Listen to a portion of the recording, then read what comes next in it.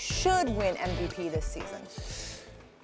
It's funny, Jim, we spend the entire regular season talking about this and then kind of like we're supposed to just dismiss the playoffs. But the playoffs do something, John. They reveal, I think, truly how valuable you are to your team and how far you can take a team. I think we can all agree that an MVP should not come from a team who can't at least carry his team to the playoffs.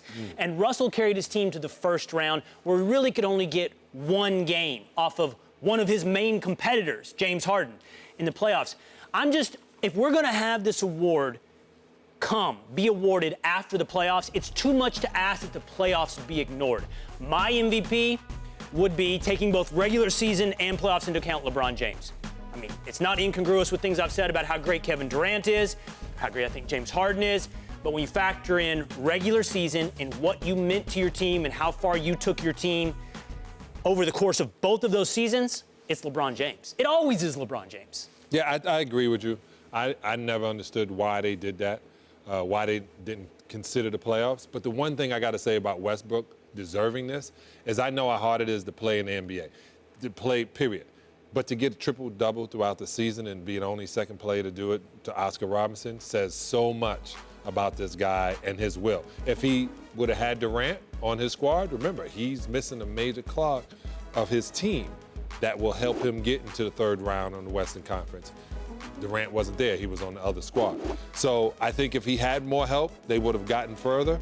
But he was definitely in his brain. Like, one of the things he said is, that's why I work so hard in the off season, so in the later part of the year, I can keep doing what I'm doing. So I do think he is the MVP of the league. The format is consistent, though, with like college football. Sometimes we talk about, you can't take the playoffs into consideration with the Heisman Award. In the NFL, you don't take the playoffs into consideration with the MVP. So why do we have more of an issue with the NBA? Well, so the argument that we always use when it comes to you can't take the postseason into account is that it's an individual award and you can't be punished for what your team, in essence, didn't do, right? Your team didn't make the playoffs. But what I would argue, especially in basketball, where one player can have such a greater effect than, say, in football, is that your value to your team is revealed to some extent by how far you can take them. Yes, it's still a team game. And yes, Kevin Durant's circumstances made it easier to win than LeBron's circumstances made it easier to win.